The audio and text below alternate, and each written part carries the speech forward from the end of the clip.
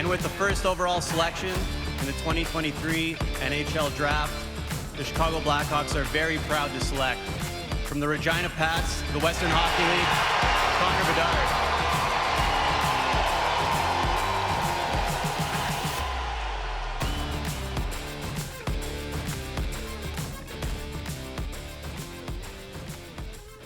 Welcome to PatsCast, the unofficial Regina Pats podcast, with your hosts Chris Clark and Kevin Shaw. All right, folks, we got a special bonus episode of this summer. We got Dante Caria, your play-by-play announcer of the Pats. So we thought we'd just bring him on, kind of get his side of the last season, maybe this summer, and into next season a little bit. So thanks for coming on, Dante. Thanks, Chris. Thanks, Kevin. My pleasure. So maybe kind of talk about last season kind of as a whole, kind of the off-ice side of stuff that you kind of had to deal with that maybe people don't realize what goes on when you're off the mic. Yeah, I mean, on the ice, I think it was a successful season given the prior seasons for the Regina Pats.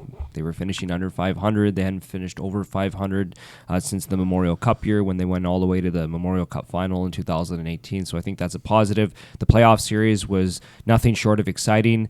You look at games 3 and 4, Kevin, and one bounce can change it, right? Absolutely bananas. Absolutely bananas. You look at the goal that Connor scored that was waved off because the net was off as well. There were so many different things. Like one bounce could have changed the whole series from going up 3-0 to 3-1, and then all of a sudden, it's a 2-2 series, 3-2. Regina just I think Connor gave it everything in game 6. Yeah, he willed that team to 7 games. Yeah, like he left it all on the ice. I think the team was kind of gassed going into game 7, and then Saskatoon's depth definitely showed in game 7.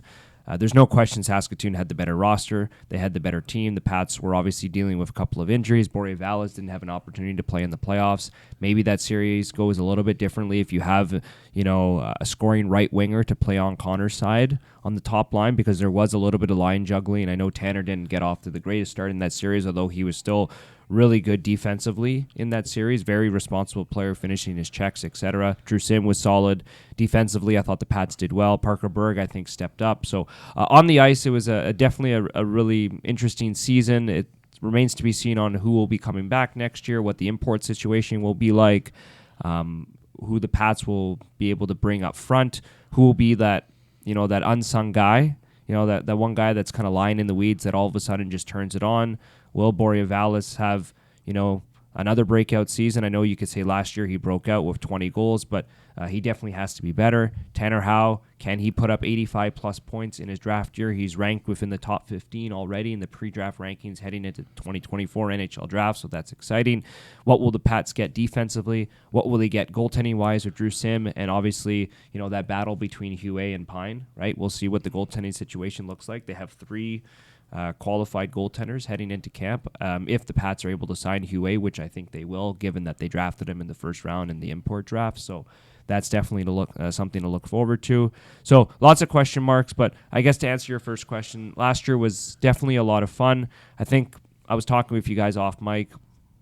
I have to thank John Paddock a lot for kind of making last year easier for myself in terms of just kind of never questioning my judgment of how things should be done with Connor and stuff like that, working together as a team. He always told me to trust my gut. I think having him as someone to lean on and kind of a boss in that sense, being the GM and head coach, was something that I will cherish for the rest of my career. And looking back at it, like I was driving in this morning to talk with you guys, and I kind of thought to myself, and I have said this to myself over the course of the last couple of weeks and the last couple of months, that, with John retiring, I look back and say, wow, what a pleasure it was to work under him, and just the way he kind of went about his business, just kind of let me do my thing, let Connor and I kind of handle it, obviously with the help of his agent and his family as well. So it's hard to kind of put into words on last season and just all the off-ice stuff, but given that it's, we're recording this podcast a couple of days after John announced his retirement, I definitely have to thank, everything he did for me and just kind of allowing me to do my job at a very young age without kind of questioning any of the things that I wanted to do. How much of a whirlwind was it? You know, you've been around some ball teams, professional ball teams. You've done hockey. How much different was this past season? Yeah, it was very different. I wouldn't say it was a whirlwind. Someone asked me the same question the other day, and I think it was someone that asked me, was the draft a whirlwind? I said no, because I had one whirlwind experience in my career, and it was opening day with the Toronto Blue Jays in 2017, the team that I grew up in watching, the team that I grew up dreaming to work for. And then just being, in and out of the clubhouse that day and being on the field for batting practice and then in the press box and the broadcast booth and, being around guys like Dan Shulman and Buck Martinez and Pat Tabler at the time and Jerry Howarth and Joe Siddle and then, obviously Donaldson, Bautista, all those guys. And it was, that was a whirlwind experience for me. I think I went home and I had a migraine until the next day because it was just too much for me to take in mentally, right? Being just 19 years old. I think that help me for the rest of my career in the future as we sit here today. The reason why this past season wasn't necessarily a whirlwind experience for me. Maybe that's the wrong word, but I wasn't overwhelmed. You know what I mean? Yeah. Like I never felt overwhelmed with the pressure or having to handle this, that. Was I frustrated at times? Yes, obviously. Was there a lot of work? Yes. A lot of the times, say if we had the day off on a Monday after a road trip, I was answering a whole bunch of emails from TSN and Sportsnet and et cetera, and trying to get to all these requests because, say, we had the Monday off, right? Well, that was the beginning of the work week after Connor did crazy things on a weekend for all the national media outlets that I was trying to get to and all the media outlets that wanted to talk to Connor. And the juggling act was very difficult, having to try to make sure that everyone got what they needed, but also what was best for the player in Connor Bedard. So he's in much better hands with the Chicago Blackhawks, clearly. That's not to say that he won't have a huge workload with all of his appearances and interview requests that he's going to have to do. But, yeah, it was interesting. And obviously as the season went along and the hype just kept getting bigger and bigger and bigger, and then obviously after World Juniors, there were a little bit larger requests that came from the agency group, from the NHL Network, came from ESPN, et cetera, that took up more of our time, where they would come in, and you guys I'm sure have seen the videos as well, everything that went into the draft coverage and stuff like that. And then you had, NHL teams like the Blackhawks and Anaheim Ducks and stuff like that were obviously reaching out looking for footage, right? Just in case they got that first pick. So, there was a lot of stuff. Definitely made some pretty cool connections. I don't want to say this selfishly, but for myself, I know that my voice was all over the place nationally. So that was a pretty cool experience for myself as well. Internationally, not just nationally. I guess all over the world. All over the world. I never really think about it too much. Like a lot of my friends would always bring it up to me, and I never really cared. And just because I was like, when you, like even right now, like the other day I woke up and then I went on my YouTube feed, and then all of a sudden, like, these clips of like behind the scenes of the draft with Connor Bedard from the Blackhawks were posted. I watched like maybe 3 minutes of it and then turned it off. Because I just can't. I can't read about him. I can't watch and all of these interviews and things that he's doing. I just scroll right past it. I'll turn it on maybe for a minute and then turn it off because, number one, I feel like I know the guy pretty well, that I don't need to see these interviews. I've heard a lot of these answers before, so it does get a little bit repetitive. So I know a lot of his stories. And then the second thing, when you know a person like that caliber, right, but you know them on a personal level, for me, it's just like I don't see him that way. So I don't really... You know him as a friend almost rather than a hockey player. Right? Yeah, I know him as a guy, and when you're with... You know him as Connor. I know him as that. Yeah, I know him as Connor. I know his family as Melanie and Tom and Maddie. So for me, like, it's not... Like, I don't see him as this big superstar. I just see him as the guy that I've known since he was 16. So I don't really need to read about him, watch about him, or anything like that. I don't know. I try to avoid all that stuff because I think all that matters is obviously the conversations that him and I have had over the last 2 years. Mm-hmm. Speaking of Nashville, what were your thoughts on just getting the opportunity to go down there and experience that? Yeah, it was definitely really cool. I had the opportunity to share it with my brother as well, my half-brother Daniel. So he was with me. Just the days went by very quickly. You get into Nashville on the Tuesday. The Tuesday was the hardest part for me, to be honest with you, because so I went to the Top Prospects media availability at one of the hotels in downtown Nashville. And, you know, Connor had quite a bit of security with him, and I had an opportunity to meet his personal security guard, Bob, great guy. He works with Hockey Canada, and he's actually from London, Ontario. And we actually had some similar people that we knew, so that was nice to connect with him and chat with him. He's got a lot of experience, and Connor's was really lucky to have him. I'm not sure if he stayed with him now while he's been in Chicago or in Vancouver, but I think it was nice to have him at the draft, so that's awesome. But like, I seen Connor walk out to do a photo op, and he had, you know, security with him and stuff like that, and nobody could get near him, and like that was the first time that I had seen that. That was quite difficult for me to see, just because, like I explained to you guys, like I know Connor as Connor. I don't see him as this big superstar or this big celebrity. So to see that was like, holy smokes, like it's real. It's real. This is what's going to be happening, right? And then, you know, there were like 50-something people like fighting for space and fighting to ask questions for Connor that day when he did the scrum. And then as soon as he did the scrum, they just hustled him into a room and got him out of there. You know, there was no, like, for example, the other prospects, like Matthew Wood was there as an example, or Adam Fantilli.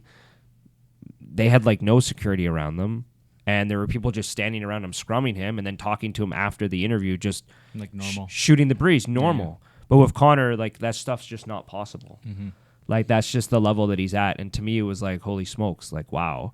I walked out of there, and I kind of, like, was feeling like, you know, and then I remember, like, talking to John that night and just kind of telling him the story. And then I'm like, I had no words to describe how I was feeling. And then I saw Boria that night as well, because he arrived, because he was getting ready for the draft too. And I explained, you know, what was like explained it to Boria, and Boria was like, really? And I was like, yeah, because again, myself, John, Boria, the three people that I talked to right after that don't see Connor in that way. You know what I mean? Because we just know him so well, having been around him, Boria having played with him, John having coached him, myself having worked with Connor for the last 2 years. So that was definitely a different experience for me, something I'd never really seen in my career, especially for a 17-year-old kid who's turning 18 next week, by the way. And then, you know, the day of the draft, the 28th on the Wednesday, it was nice to obviously connect with Connor prior to the draft. We had the Pat staff had a nice lunch with him, including the brass. So that was nice. And then had an opportunity to see Connor at the hotel before he went to the red carpet. And I don't think fans knew where they were staying or anything like that. So that was nice. There was nobody waiting for autographs or anything like that. So it was kind of nice to just chat with him in the lobby and just kind of catch up. And, you know, obviously ask him on how he was feeling going into the draft. It looked like he had no nerves or anything like that. So that was... Does he ever look like he has nerves? No, I don't think he's ever looked like he's had nerves. I don't think so. No. Well, I'll get to that in a second, actually. I think I've seen it once. Maybe once, but pretty much every interview since he was 15, he looked like a professional, basically, right from the start. Yeah, it's crazy. So then there was that, and then the draft happened, and then, you know, I seen Connor after he got picked when he did the scrum downstairs. But, you know, he was so busy, and then obviously after the draft, we had a chance to connect with him and kind of, you know, celebrate the accomplishment for the Pats and his family and the Blackhawks and stuff like that. And then the next day, we went to the draft with the hopes of Boria getting selected, and it was cool to see rounds 2 through 7, and a lot of WHL guys get selected that were kind of in the same area that we were sitting in. Like Carson Bjarnason was at the same hotel as us, and had a nice chat with him and congratulated him when he got drafted. He's a really nice kid from just meeting him the handful of times that week.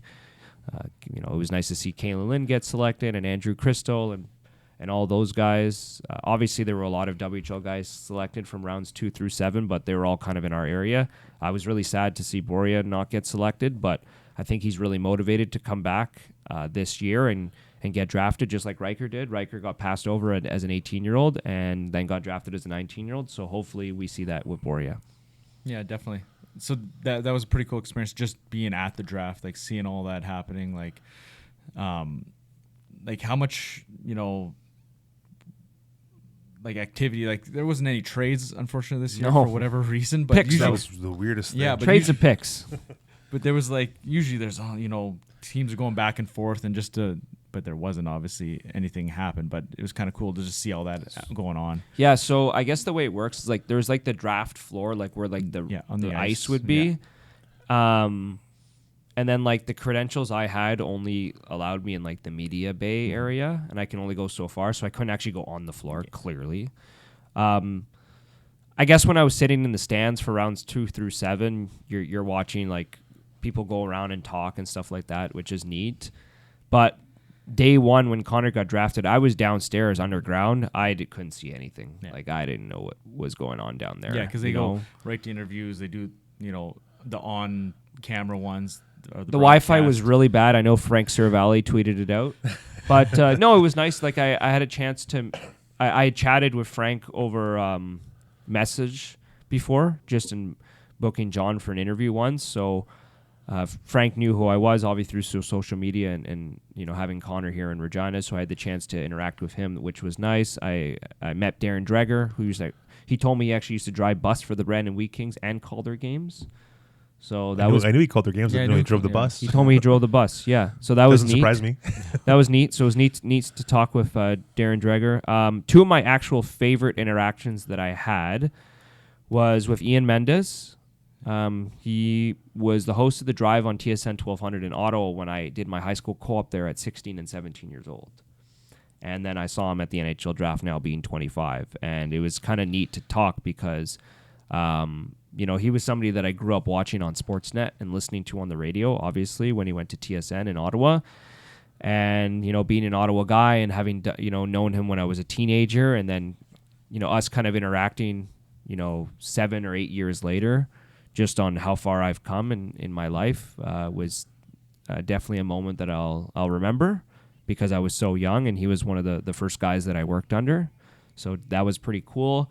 And then I ran into a guy named Jaron Burke, who his mom was my secretary from grade 7 to grade 12, and he now is in the front office with the Toronto Maple Leafs. And I actually broadcasted him in Junior A when he was a 19 and 20-year-old, and he's a year older than me, so I would have been 18 and 19 years old. And as soon as I went up to him, he recognized me right away, and he was like, "Hey," and I was like, he's like, "Dante?" I was like, "Yeah." "Jaron?" He's like, "Yeah." And I'm like, "What are you doing?" He's like, "I work for the Leafs." And I was like, holy smokes, And he's like, "Hey, I heard you're with the Pats." And I was like, "Yeah." And then we just started talking and stuff like that, and we connected, and that was neat. And he's from my neighborhood in Ottawa. So, yeah, those were kind of the 2 interactions that I enjoyed the most. I kind of predicted everything that would happen with Connor. We all knew he was going first overall. I don't think he looked very surprised when he got drafted. So he said he was. Oh yeah, sure. He wasn't certain. Yeah, he was always so humble, right? There's other good players. Air quotes. Here. He wasn't certain where he was going to go. Yeah, but I mean, that's just the way he is, though. You see. I asked him once. I said, who trained you? And believe it or not, he said he actually trained himself. Watching a lot of Crosby YouTube clips on interviews and how he carries himself and how he talks. This guy, when I mean he's a student of the game, he is a student of the game on all facets. He picks up on everything guys do, whether he had met Crosby in person or he didn't. Just watching how these guys answer questions in the media and stuff like that, he just honestly taught himself. Obviously, I'm sure he had help from a lot of his representatives at Newport, but I remember asking him that question, and that's just who he is. He taught himself how to shoot that way, too. Yeah. No, we all know that, right? But, I mean, he's just so humble. Obviously, that's a testament to his upbringing, his parents and stuff, and he just seems like such a good kid. It's just crazy. There's lots of, people are like, oh, how does he handle all this? But I think it's just the way he is, and there's so many, every year there's the first overall draft pick, and he just seems like he's going to be able to handle just about anything. Yeah, I agree with you. There's nothing that phases that kid. I guess back to the point that I had made earlier, there was one time where I thought Connor looked overwhelmed, and it was that BC trip. I think that was the only time. Yeah. And that was really difficult for him. Just coming to his home province, the pressure. I think the game in Vancouver, he He got a ghost assist. Let's be honest. I think Kevin and I both know that to extend that point streak. Right? I think it was on that Hal goal. It happens. There's lots of He doesn't like in it. the WHL. He does not like it. That's not Junior A. It's way worse. You'd be pulling it. imagine. You'd be The really lower you go. yes. Before video, can you imagine how many ghost assists? Well, and like goals when and I was stuff? in the BCHL, they had Alex Newhook in Victoria the year before, and apparently everyone in the league used to rant about how he didn't get 100 and whatever points that year because he used to because it was just not real. Like he had a lot of ghost points. But anyways, yeah, that BC trip, I think he looked really overwhelmed. But once he came back from World Juniors, he was nothing fazed him at all. Like I said, I think that was the only time I think personally that he maybe overwhelmed's not the right word to use here. I don't know. He might not agree with me, but he wasn't himself, is what you're basically like saying. he was still Connor, but I just think that there was a lot of pressure. Extra pressure, Yeah, Yeah. there was a lot of extra pressure that, and you know what? There's nothing wrong with that. There's not. Yeah. I'm not saying there's anything wrong with that. He's 17. 17, exactly. You know, Right. like I couldn't imagine handling that as a 40-year-old. yeah, Right? like even myself, like Listen to some of the pros. I mean, guys like him and stuff like that, and even myself, I'll admit I put a lot of pressure on myself for games. And I did put a lot of my pressure on myself for the last 2 years. I think I was really hard on myself, and I'm very hard on myself because I expect the best. So, you know, I understand where he's coming from. Obviously, much different magnitude, right? But it's all about your mind, right? Whether I'm Connor Bedard or I'm Dante, right? If your mind's telling you that you have to be this way and that way, then it doesn't, that's what you're going to do because your mind is the most powerful thing in the world, and it can play tricks on you 100%. Definitely, yeah. The vibe around Nashville, it seems like it's a hockey town. It's a southern town, but they've had the Stanley Cup. They've been in the final. They've had a All-Star game. It seems like it's turning into a hockey town. What are your thoughts on it? Yeah, I would probably agree with you. Not to say that I interacted with a lot of fans or anything like that, but there were quite a bit of Pats jerseys there, which was neat. There were a lot of Nashville Predators jerseys rolling around, which you would expect. But I think it's a great just city to I said this when I was leaving. I think I asked Ken Schneider this, and I was just like, why don't NHL players want to sign here more? Why hasn't this team had more success? They're usually a pretty good team. They're always making the playoffs, at least from whenever they entered the league in the late 90s to, I don't know, after they won the Cup. And obviously they've had their downward trend recently, but they were always a really consistent team. They're always very good under David Poyle, who now has retired, and Barry Trotz, former Pat, Trotzy, has now taken over as the GM after being their inaugural head coach. But anyways,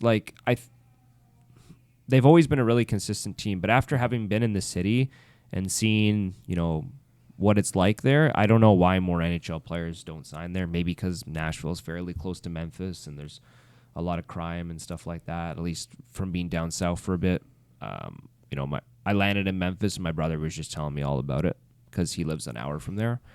So I don't know. It's definitely interesting. I don't know why they're considered a small market team because that rink is really nice.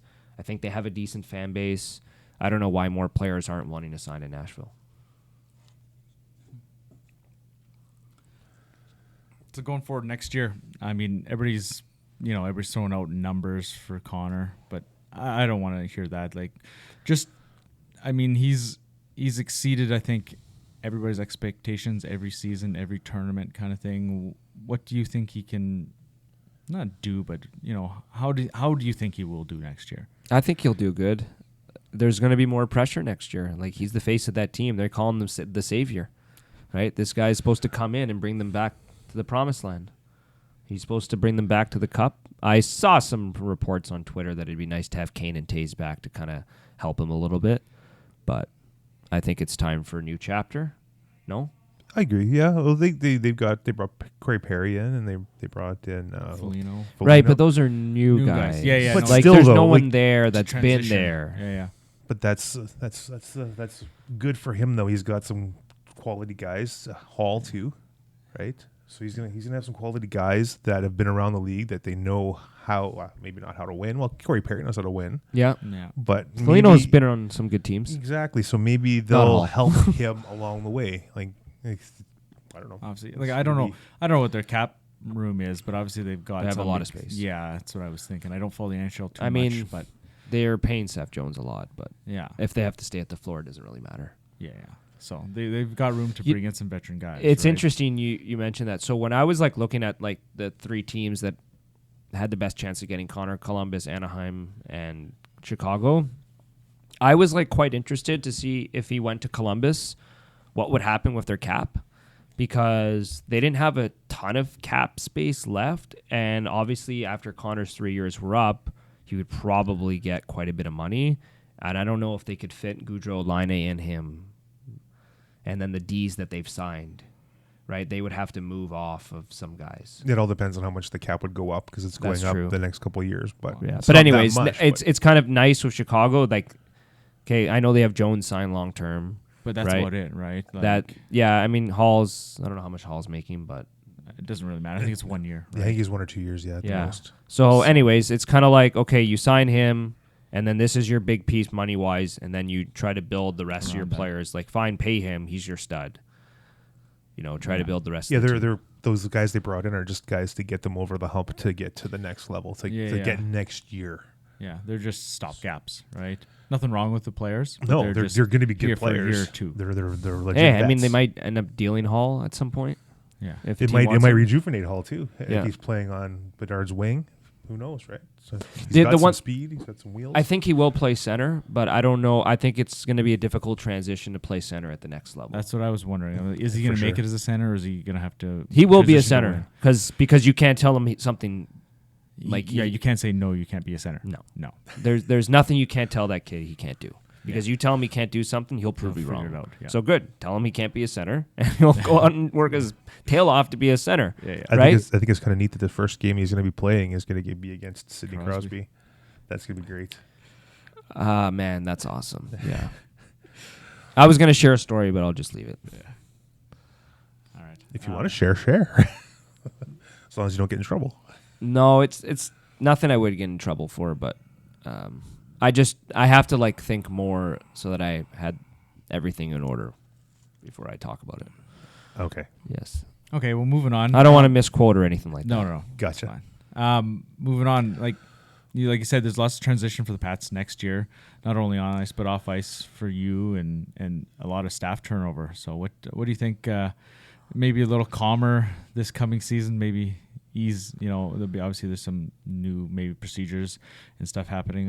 What do you think the transition is going to be like for next year? Excited to work with Alan Miller. I think, I had a chance to briefly chat with Tanner Howe the other day about him because he played under him at the U18 with the Helenka Gretzky Cup and obviously the U18 team last year in Switzerland, or this past year, sorry. And, he had awesome things to say. Tanner reached out to me and asked, hey, do you know Alan? And I said, I just met him the other day. What do you got? And he's like, he's one of the smartest guys in hockey. So I trust Tanner because Tanner's a very intelligent young man and somebody, a young individual that I respect a whole lot. So that's nice coming from him. So I'm really excited to work with Al and see the plan that he has in place. I think he briefly talked about it at the press conference the other day. Chris, you were there. Talking about recouping picks. He wants the team to grow up together. So I would not be surprised if Allen is trying to recuperate some of the draft picks the Pats are lacking. I mean, they don't have a first-round pick coming into this year. So maybe he tries to get a little bit more draft picks down the road. I think this past draft, it wasn't, from what I understand, it wasn't a deep draft, but, to not have a first or second round pick definitely hurt. But, I mean, heck, you never know. Kuzma, a third rounder, could turn into a really solid guy. We don't know, obviously, at this point. Or Clausen, or Lansard as well, or some of the unsigned guys, right? So, or who knows if LeBret comes? Like, we don't know, right? So, the WHL prospects draft is very interesting when you're drafting at that U15 level. It's so young. Crap. Coming from Ontario, where they're drafted at 15, then they play at 16.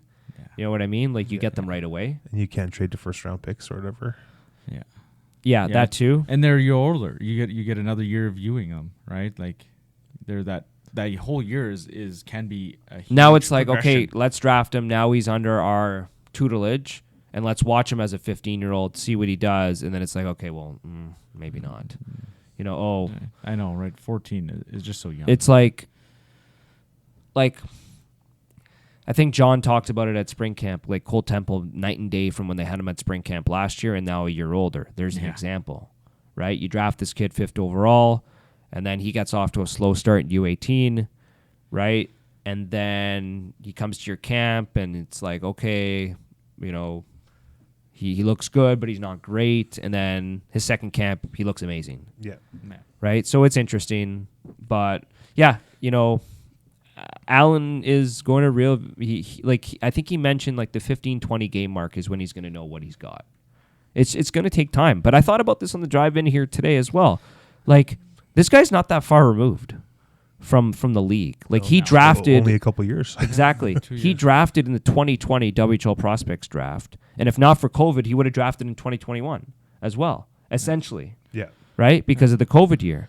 So, because that draft was held in the winter. Yeah. It was in December or whatever it was. Yeah. Something like that. Yeah. So, like, the last draft class that he would have drafted are now going into their 18-year-old years, their 05s. Yeah. Exactly. So he has scouted and seen the 03s, which are 20s, the 04s, which are 19-year-olds, and the 05s, which are 18. The only guys he hasn't seen is the 08s, the 07s, and the 06s.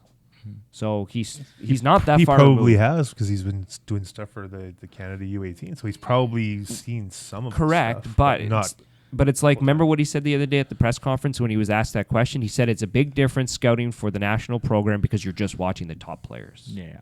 Right? And he's going from Quebec to Ontario to the WHL. So I don't know how he figures out on which guys are the top guys from all three leagues or in college or in USHL or whatever.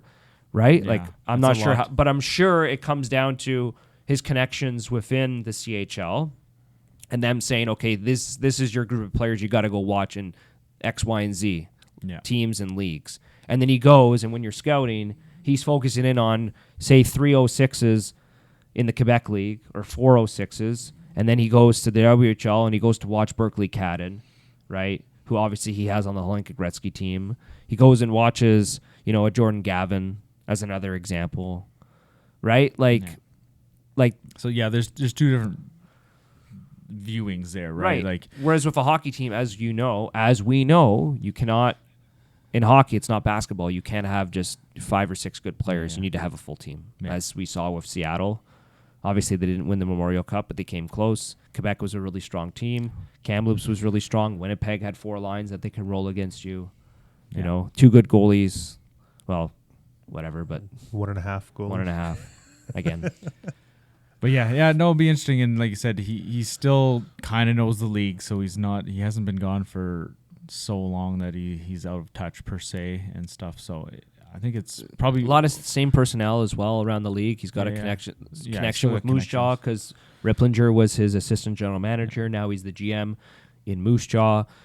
Obviously, Marty Murray's new in Brandon, but he'll get to know him as well. He probably already knows him because the guy he's so connected. Yeah, exactly. He's been around for a while. Because he was in the Null, right? Yeah. And anyways, and then you got, you know, a lot of the same U18 programs in which he probably has connections with scouts, front office people. So it's not like he's coming from the NHL down. Like this guy was already scouting junior for the last 2 years. I think it's probably one of the, I don't even know what other better options you could have found other than I think he was the best option.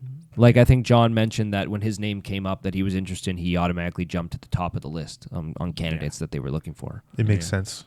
It makes sense. He's like we said, he's only been gone for a couple of years, so he's still familiar with a lot of the players. Like, and you said, the personnel around the league really hasn't changed it that much.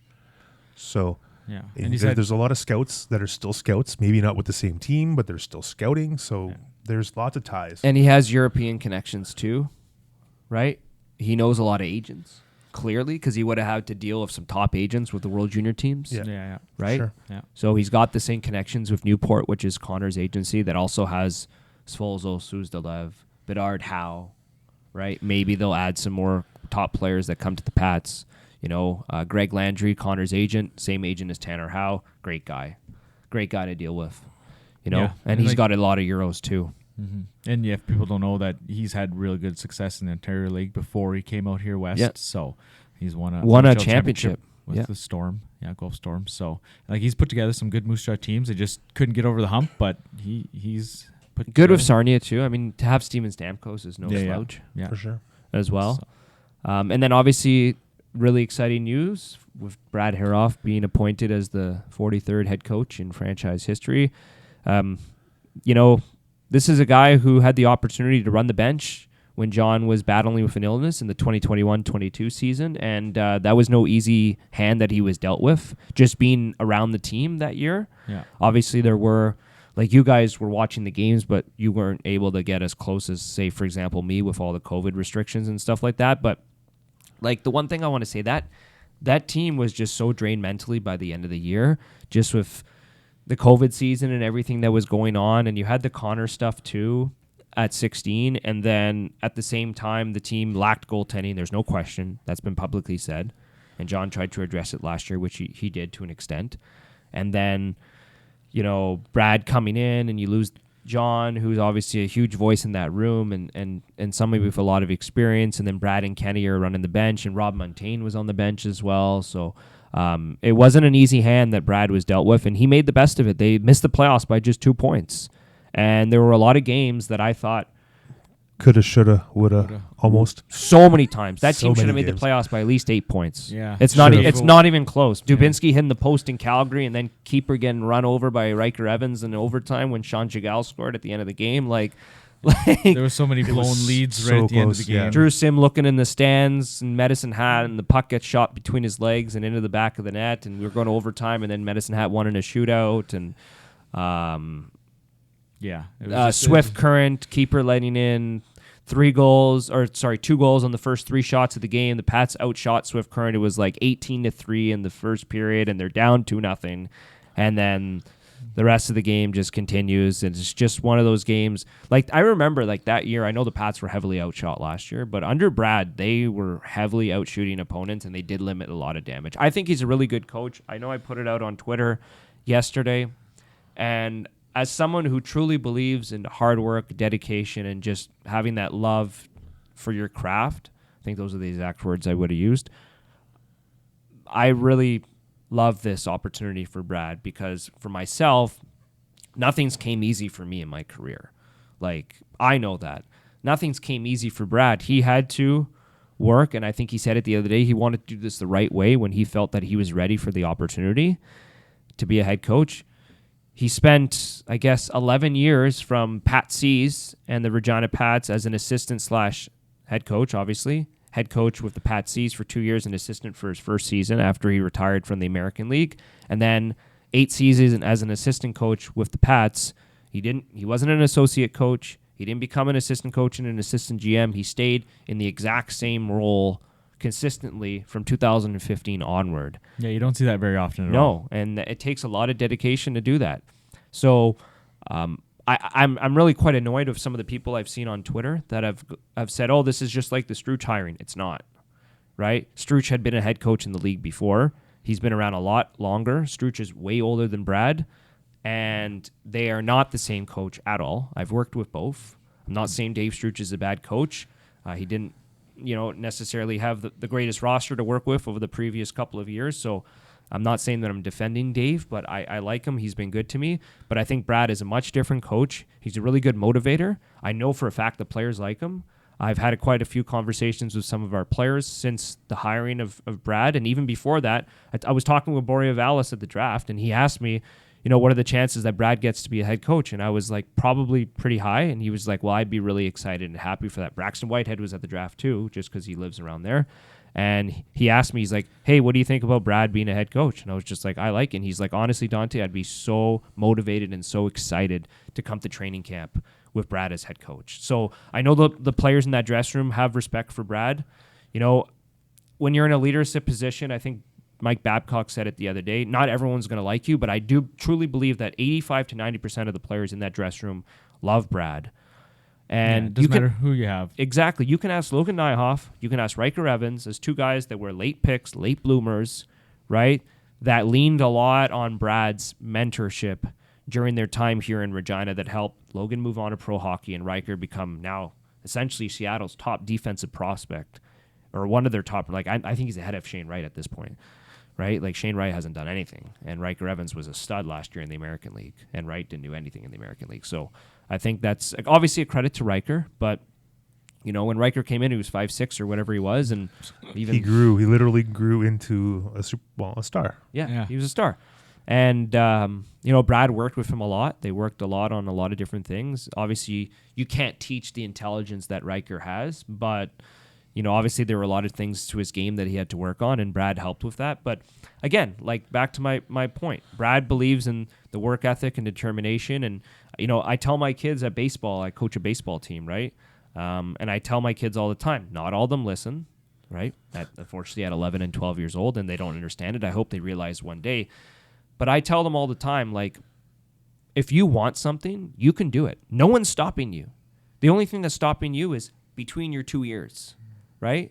Brad wanted to be a head coach, right? The only thing that was going to stop him is his own mind. But he trusted the process. He put in the time. He put in the work. And now he's here, and I think he's going to run with this job. And I think it means a lot to him and his family being a local guy. But again, it's the same thing I tell my kids. They complain all the time. Well, I didn't feel the ground ball. Oh, I missed the ball. Oh, I can't hit. Well, change that. Well, how can I change that? Work on it. Practice. I'm telling you what you need to do to get better, right? Oh, I miss every ball when I play third base. I can't play third base. I can't play first. Yes, you can. I think you can play first base. You don't want to put in the work in order to do it. That's all it comes down to. It's the same thing with myself. If you guys, I should show you guys tapes when I first started. I sucked. I was awful. When I worked for the Jays, I sent Jerry Howard my tape, and he came back to me and said, "This is awful," but that just motivated me to be better. Like, you know, sometimes a little kick in the ass can go a long way. Yeah, definitely.